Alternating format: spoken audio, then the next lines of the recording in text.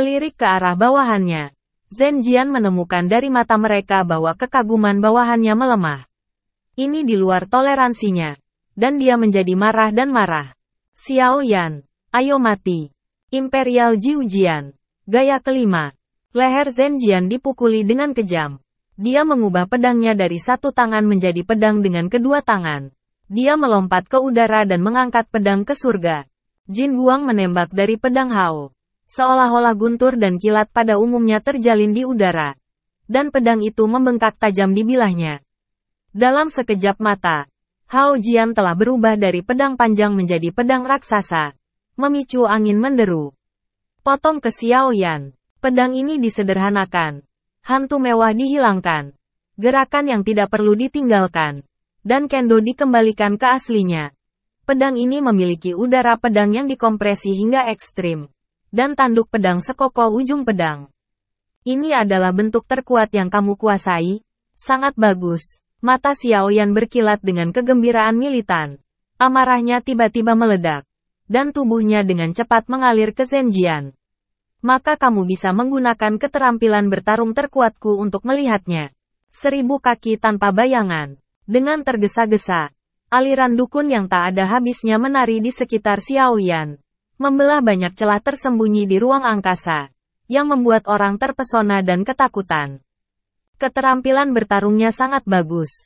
Seseorang di Zhenjian berseru. Yah. Aku tidak menyangka bahwa orang-orang Xiao-Xiao di negara terpencil dapat mengembangkan kejeniusan seperti itu. Bagaimana dengan jenius? Sang master menggunakannya. Tetapi gaya kelima dari Huangji Nine Swords adalah pedang pemecah dunia. Bagaimana dia bisa mengatasinya? Artinya, dia berani membubarkan penguasa untuk menyerang. Yah, ini keluarga kecil. Bagaimana bisa menjadi lawan tuan muda tanpa instruksi semua orang? Tetapi pada saat suara semua orang baru saja jatuh, momentum Xiao Yan terakumulasi secara ekstrim di antara janggutnya. Tangannya sedikit gemetar di depan dadanya. Dan bayangan penguasa yang tak berujung tiba-tiba bergabung menjadi satu. Dengan kaki ini, Jin Jian yang perkasa bertemu dengan Zhenjian dengan kekuatan yang luar biasa. Apa yang akan terjadi? Semua orang menahan napas. Mengangkat hati mereka ke tenggorokan. Dan menatap pemandangan itu tanpa berkedip. Dengan keras, penggaris dan pedang belum bersentuhan. Dan kedua kekuatan itu saling memukul. Kerumunan hanya merasakan getaran kuat di tanah di bawah kaki mereka. Dan sebelum sosok yang berayun punya waktu untuk mengontrol keseimbangan, mereka melihat cahaya emas pedang raksasa Zhenjian meledak di istirahat. Xiao Yan. Ki pedang kembali ke ilusi. Dan kemudian sesosok serigala jatuh. Dia terbang keluar dan menabrak tebing dengan keras, tertanam di dalamnya. Apa? Orang-orang di sisi Zhenjian semua membuka mulut mereka, menatap kosong pada semua ini. Mereka tidak percaya akhir perang. Kemudian dia menggosok matanya dengan kuat dan melihat Xiao Yan dengan kemeja hitam berdiri di sana dengan cerdas. Hanya untuk menemukan bahwa itu sama sekali bukan ilusi. Tuan, lusinan penjaga berseru. Menyebarkan tubuh mereka dan bergegas ke Zhenjian, yang tertanam dalam di tebing. Berikan aku. Dalam raungan yang berteriak dari belakang tenggorokannya, Zhenjian berjuang dari tebing. Lengannya gemetar, dan dia membuang bawahannya yang datang untuk membantu. Pada saat ini, citra Zhenjian tentang salju pemenang jas putih dan orang yang menarik telah menghilang. Pakaiannya sangat compang camping sehingga hanya ada beberapa pecahan yang tergantung di tubuh yang hangus. Meski noda darahnya tidak dalam, namun menyebar ke seluruh tubuh, terlihat malu. Dia menatap Xiao Yan dengan mata berdarah. Giginya menggigit. Dukun. Api amarah membara di dadanya. Kerumunan dimarahi oleh Zhenjian. Dan dia tidak berani menyentuh amarahnya lagi. Tetapi dia tidak berani menjauh. Dia harus melihat sekeliling Zhenjian untuk memeriksa luka Zhenjian dengan cermat. Melihat lukanya terlihat sangat serius. Namun tidak melukai tulangnya. Hanya di lubuk hatiku. Aku menghela nafas lega. Xiao Yan ini dapat mematahkan bentuk kelima dari Huangji Nine Swords Master dengan satu pukulan dan menerbangkannya. Bagaimana mungkin itu hanya menyebabkan luka kecil seperti itu? Melihat bahaya tak bernyawa Zhenjian. Semua orang menjadi tenang dan berpikir segera. Hatinya tiba-tiba bangkit. Itu pasti belas kasihan Xiao Yan. Pikiran itu bergetar di benak semua orang. Anda tahu, ini bukan tes ujung ke ujung. Zhen Jian punya ide untuk membunuh Xiao Yan sejak awal. Dengan upaya terbaik dari seorang jenius tiada taraf, dia bisa mengendalikan kekuatan tembakannya. Ini hanya menunjukkan bahwa kekuatan Xiao Yan jauh. Zhen Jian, Tuhan, itu jauh lebih kuat dari jenius tiada taraf. Kekuatan macam apa itu? Ketika semua orang melihat Xiao Yan lagi, mata mereka sudah penuh ketakutan yang mendalam. Mengingat ejekan dan sarkasme mereka terhadap Xiao Yan pada awalnya, mereka tidak bisa menahan keringat dan menundukkan kepala di bawah pandangan Xiao Yan. Dengan sudut mulut Long Kuo, senyum di wajahnya menjadi lebih cerah. Jing Deng tidak bisa membantu bertepuk tangan, dan tepuk tangan terdengar sangat keras di jalan pegunungan yang sepi. Dirangsang oleh tepuk tangan, Zhen Jian tidak bisa lagi menahan rasa malu di hatinya. Alisnya terentang, dan urat biru berkobar di kedua sisi dahinya. Menyeka darah dari sudut mulut, memuntahkan darah di mulut. Zhen Jian menatap Xiao Yan dengan muram. Suaranya dari rendah ke tinggi, dan menggeram secara bertahap. Bagaimana mungkin? Tidak mungkin. Ini sama sekali tidak mungkin. Xiao Yan, Anda pasti telah mengambil ramuan apapun yang dapat meningkatkan kekuatan Anda dalam sekejap. Bukan. Petik 2. Mendengarkan kata-kata Zhen Jian, Xiao Yan ingin tertawa di dalam hatinya, dan berkata, lelucon. Aku harus berurusan denganmu seperti ini. Tuan kecil, aku masih harus mengandalkan ramuan? Tuan kecil, aku sudah memiliki kekuatan untuk melawan pejuang puncak bintang 5. Setelah menembus ke atas 4 bintang, keterampilan bertarung penguasa, 1000 kaki tanpa bayangan, dipraktikkan hingga 777 kaki, dan ditambah dengan kekuatan jiwa untuk mencapai tingkat setengah sadar. Bahkan jika saya menghadapi tahap awal dari 6 bintang pada periode kekuatan pertengahan 6 kekuatan, kami memiliki kepercayaan diri untuk bersaing dengannya. Petik 2. Selain itu, setelah beberapa godaan di depan, Huang Ji Nine Swords, tingkat, Huang Ji Nine Swords dan Qian Chi Wu Ying, berada di antara bozong. Jika Anda dapat berlatih, Huang Ji Nine Swords, di jurus ke-7, kamu mungkin bertengkar denganku. Tapi kamu hanya berlatih jurus ke-5. Bagaimana kamu bisa menjadi lawanku? Melihat Zhen Jian, yang benar-benar keluar dari karakter, penghinaan Xiao Yan lebih kuat. Dia menunjuk ke arah Zhen Jian dengan dingin dan berkata, ini dia. Kamu masih ingin menjadi penerus pemimpin umat manusia. Jika kamu tidak sebaik manusia, kamu akan memiliki hati yang kacau seperti anjing gila darah biasa menyembur orang. Dengan mentalitas seperti itu, tidak peduli seberapa berbakatnya mereka, mereka tidak layak disebut jenius tiada taraf. Petik 2. Xiao Yan kemudian menggelengkan kepalanya. Faktanya, sulit untuk membuat nama di bawah prestise. Kamu hanya memiliki nama palsu. Kata-kata Xiao Yan dimasukkan ke dalam hati Zhen Jian seperti pisau tajam, dan dia juga berbalik dengan ganas. Seperti kipas tamparan berat di wajah Zhen Jian. Dia mengipasi beberapa wajah Zhen Jian. Zhen Jian hanya merasakan panas di wajahnya. Dia berdiri di sana diam-diam. Keterampilan tidak sebagus orang.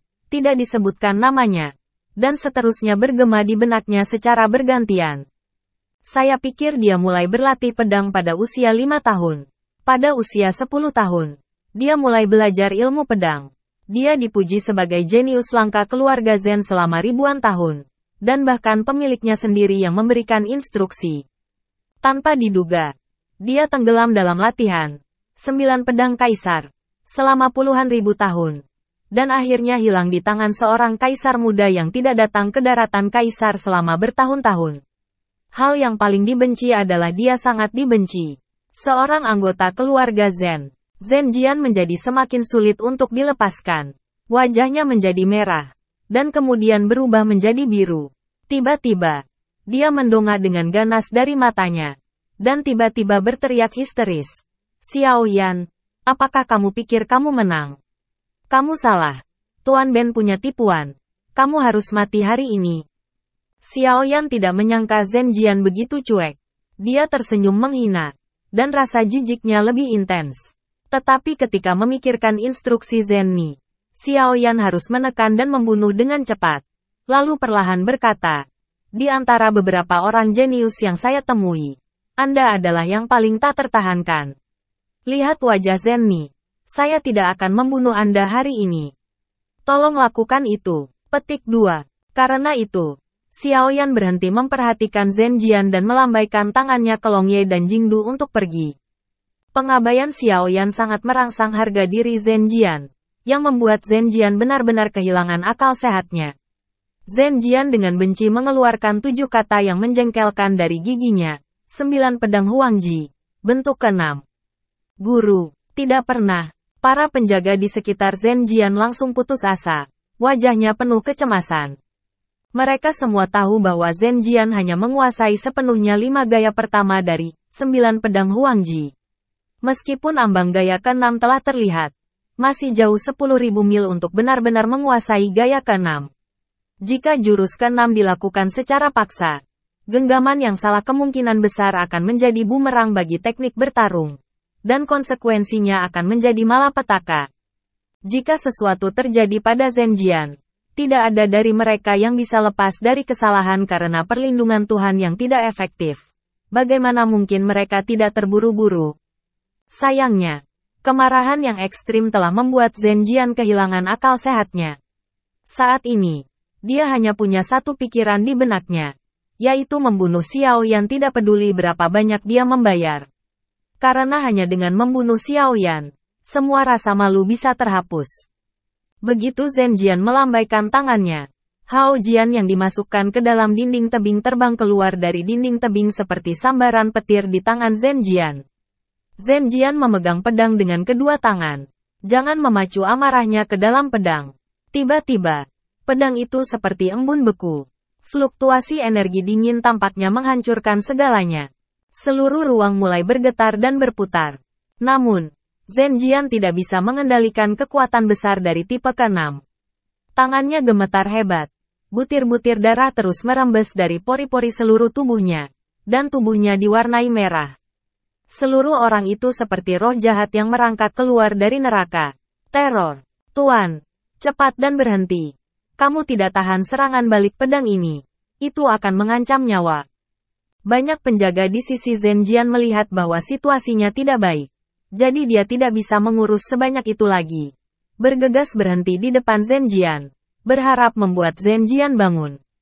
Menjauhlah dariku semua. Rasa sakit yang parah merobek setiap inci kulit Zhen Jian. Dan wajah Zhen Jian sangat terdistorsi. Tapi bukannya berhenti. Dia mengayunkan pedangnya ke bawah. Dalam raungan pedang, jalan gunung hancur. Bebatuan berguling ke udara. Dan kemudian dihancurkan oleh kekuatan penghancur. Sekelompok kaisar yang bertarung tidak dapat menahannya sama sekali. Dan hembusan angin bergulung oleh pedang. Gas tersapu.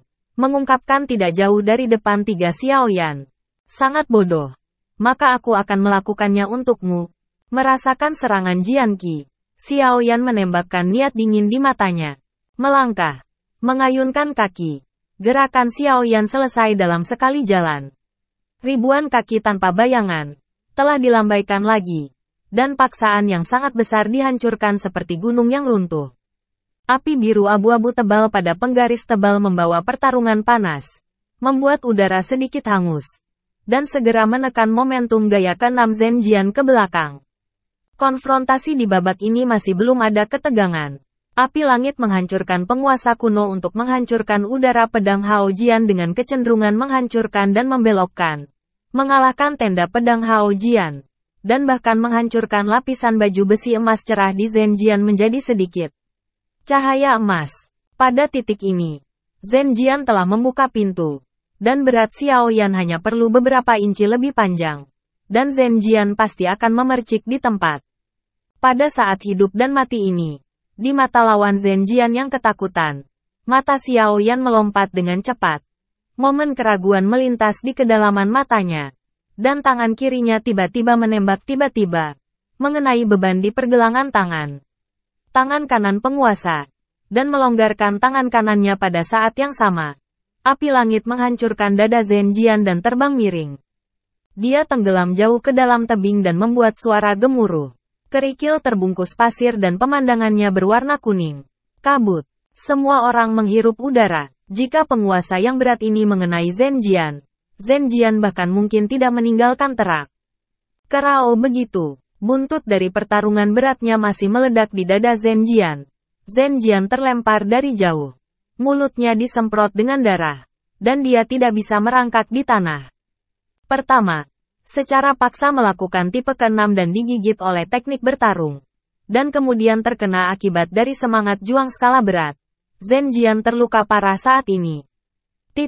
Tapi apa lukanya dibandingkan dengan keputusasaan? Meskipun Zhenjian sama sekali tidak menguasai bentuk ke-6 dari 9 pedang Huangji. Yang baru saja dia tunjukkan adalah keadaan bentuk ke-6 yang tidak lengkap. Masih ada celah yang cukup besar dari bentuk ke-6 yang sebenarnya.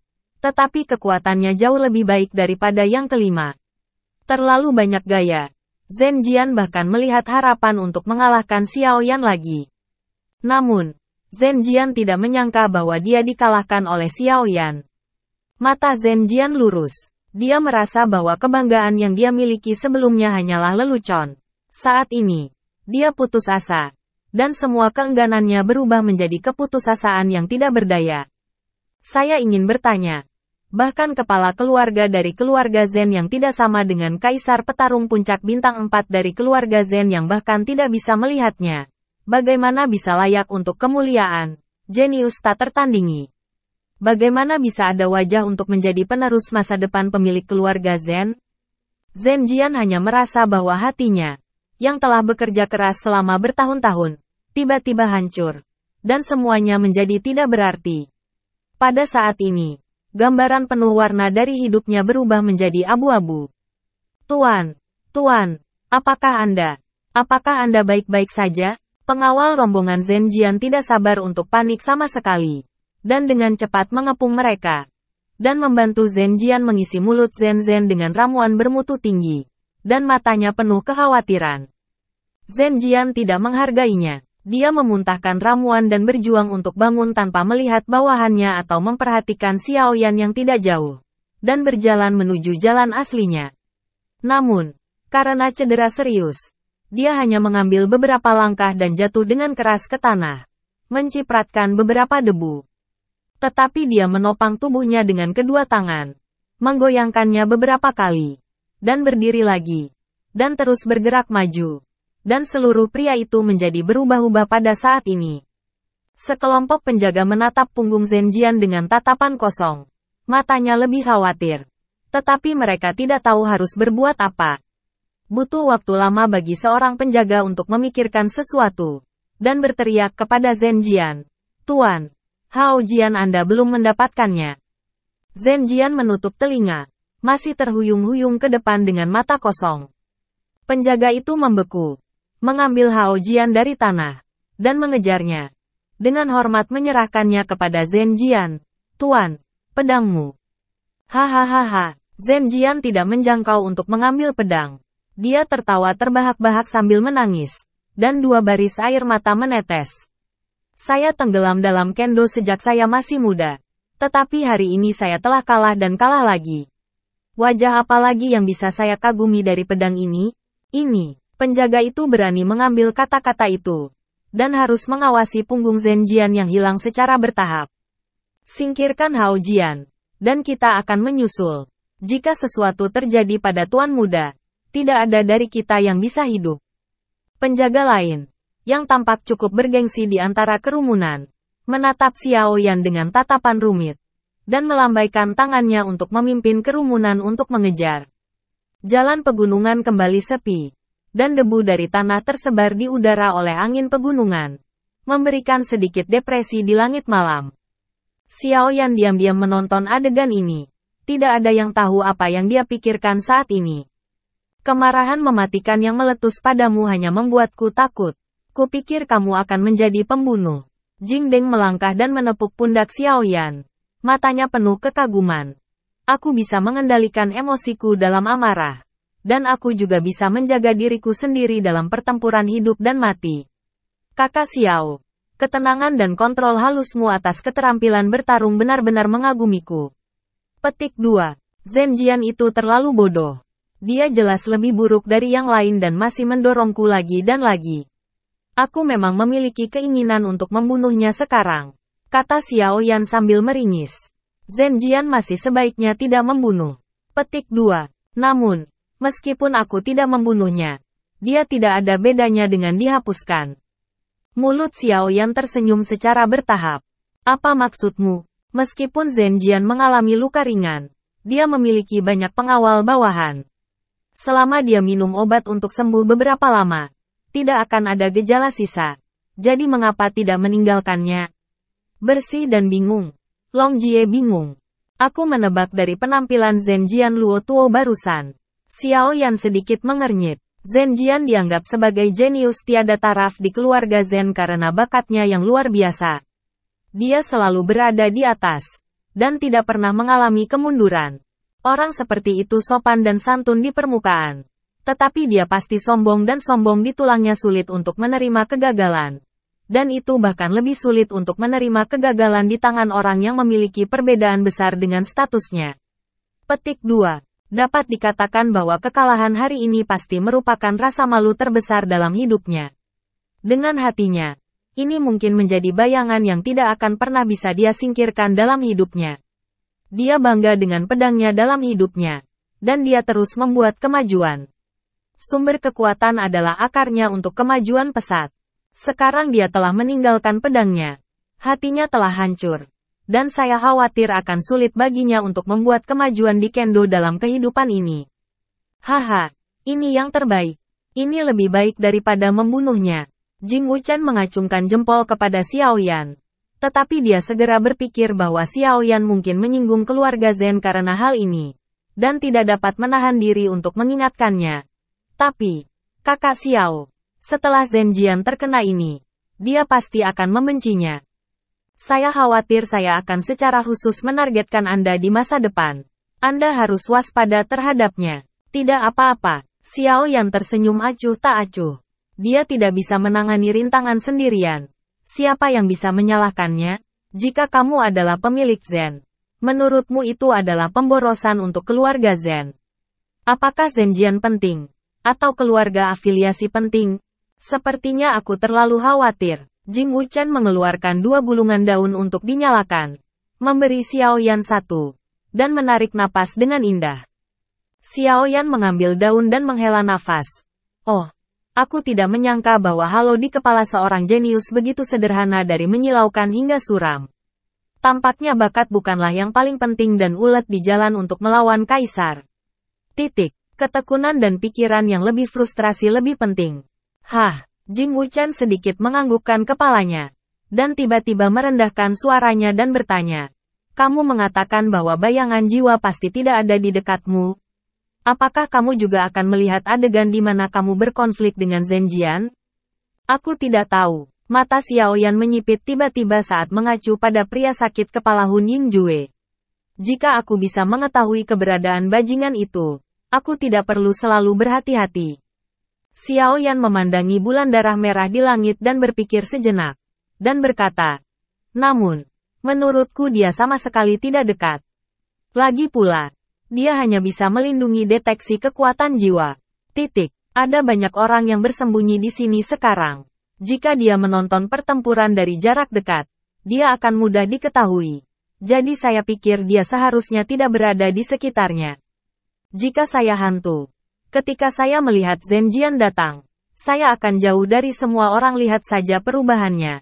Karena jalan di depan rusak, tidak perlu khawatir kehilangan kita. Masuk akal. Jing Wuchen mengangguk bersamaan dengan Long Yan. Tanya Jing Wuchen. Jadi, seperti yang kamu katakan, Soul Shadow tidak boleh tiba-tiba melancarkan serangan diam-diam pada kita untuk saat ini. Yah, kurasa tidak. Dia telah menyerang beberapa kali tanpa hasil. Mengetahui bahwa kita harus meningkatkan kewaspadaan kita.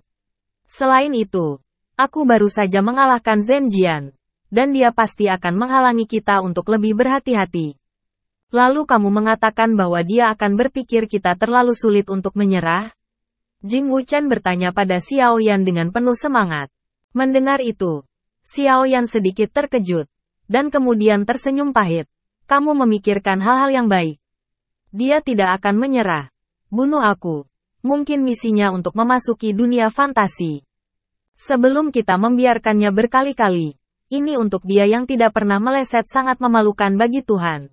Jadi saya kira dia akan mendapatkan lebih sedikit tembakan di masa depan. Tetapi begitu dia memukul, dia akan terkejut. Dengan kata lain, begitu kita diserang lagi, itu akan terjadi lebih dari sebelumnya. Berbahaya. Bayangan jiwa ini benar-benar menjengkelkan. Long tidak punya udara untuk melampiaskan perutnya. Dan dengan marah menusukkan senjata petir ke gunung. Debu Jing juga melemparkan daun itu ke tanah. Membenci. Yaitu. Mengetahui bahwa dia bersembunyi di tempat gelap terdekat. Tetapi saya tidak dapat menemukannya. Itu sangat membosankan. Melihat frustrasi kedua sahabat itu. Xiaoyan menjadi tenang dan mendorong semangat. Tenang. Ketika Anda sampai di batas dalam, akan selalu ada cara untuk menghadapinya. Tidakkah Anda memiliki sedikit kepercayaan pada saya? Saya masih ingat harta karun padanya yang melindungi jiwa dari mendeteksinya. Petik 2. Ejekan Xiaoyan membuat Jing Wuchen dan Long Yan merasa jauh lebih baik sekaligus. Jing Wuchen berkata dengan marah. Tapi kita bahkan tidak tahu bagaimana cara memasuki lingkaran dalam. Kamu tidak perlu khawatir tentang ini. Xiaoyan bersandar dengan malas ke dinding tebing dan memuntahkan beberapa cincin asap yang indah. Dan berkata setelah cincin asap perlahan menghilang. Begitu banyak orang yang masuk. Kami hati-hati awas. Kamu pasti akan menemukan pintu masuknya. Ayo pergi. Petik 2. Datang ke ujung jalan gunung lagi. Awan dan kabut masih muncul di bawah. Dan kehijauan muncul. Xiaoyan dan ketiganya mengamati dengan tenang. Lambat laun. Malam tiba. Dan bulan darah di langit tampak semakin dingin. Mata Long Yan yang berkedip-kedip sedikit kilat kemasan dari waktu ke waktu mulai terasa sedikit kesal. Dan dia tidak dapat menahan diri untuk berbisik. Aku sudah lama mencari. Mengapa aku tidak dapat menemukan pintu masuknya? Oh, itu hanya tidak sabar sebentar. Xiaoyan memperhatikan dan berkata, kita perlu belajar dari kekuatan lawan. Anda melihat bayangan jiwa. Untuk membunuh saya. Kesabaran telah mengikuti kami begitu lama Hei. Jangan muncul. Kesabaran Anda belum tumbuh sedikit. Petik 2. Ketika saya memikirkan bayangan jiwa, saya seperti duri dalam tubuh saya. Bagaimana saya bisa memiliki kesabaran untuk belajar? Jing Wuchen menggelengkan mulutnya dengan pisau terbang. Tidak setuju. Xiaoyan tersenyum dan tidak berbicara lagi. Malam semakin gelap. Angin bertiup. Dan jalan pegunungan semakin sepi. Saat kesabaran bersih dan kesabaran Long Yan hampir habis. Kabut putih yang menutupi perisai di bawah jalan gunung tiba-tiba berjatuhan dan berjatuhan. Perlahan menyebar ke kedua sisi. Memperlihatkan perisai tembus pandang. Pada saat yang sama. Bulan darah di langit tiba-tiba menjadi lebih terang. Seberkas cahaya diproyeksikan dari bulan darah dan jatuh tepat di perisai. Segera setelah diterangi oleh seberkas cahaya, perisai itu seperti es dan salju menghadapi nyala api terbuka. Dengan cepat melelehkan lubang melingkar dengan diameter sekitar 5 meter. Di mana cahayanya redup. Lihat dan lihat, Jing Deng melompat dengan gembira. Menunjuk ke lubang bundar dengan panik. Ini pasti pintu masuk ke dinding bagian dalam. Pasti. Ayo masuk, jangan khawatir. Xiaoyan mengulurkan tangan dan memblokir langkah kaki yang bersih dan bersemangat. Dia menyesap udara, menyedot perisai di jalan pegunungan ke tangannya, dan kemudian pergelangan tangannya bergetar. Berkas cahaya jatuh ke dalam lubang melingkar. Kali ini, buckler tidak hancur berkeping-keping seperti tombak sebelumnya, melainkan jatuh ke dalam lubang tanpa kerusakan apapun dan jatuh. Jing Wuchen dan Long Yan mengangkat telinganya dan mendengarkan sebentar. Tetapi tidak mendengar suara apapun. Sepertinya ada lubang tak berdasar di bawah lubang bundar itu. Haruskah kamu masuk? Jing Wuchen bertanya pada Xiaoyan. Yah, aku baru saja menempelkan kekuatan jiwa ke perisai. Dan merasa ada ruang yang sangat besar di bawah. Sekarang perisai itu masih di udara dan belum mencapai tanah. Xiaoyan tersenyum. Melangkah maju. Berdiri di bawah sinar bulan darah, dan jatuh ke arah lubang bundar. Sinar cahaya ini tidak membahayakan orang. Kamu bisa turun. Xiaoyan menyapa Long Yan dan Jingdu di udara. Keduanya segera melompat ke berkas cahaya.